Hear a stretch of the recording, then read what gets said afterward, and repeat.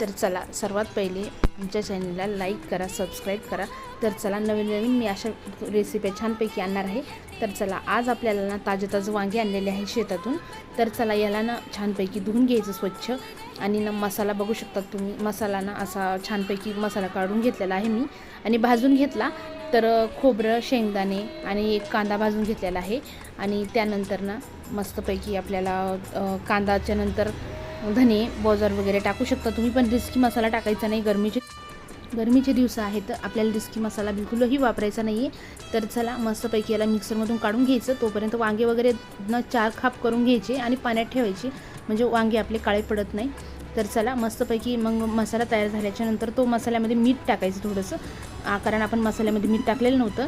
तर चला आणि त्यामध्ये मसाला भरून छानपैकी तुम्ही तेलाचं कमी जास्त प्रमाण करू शकतात आणि मस्तपैकी याला वाफवून घ्यायचं। तर बघू शकता तुम्ही आपले वांगे तयार आहे।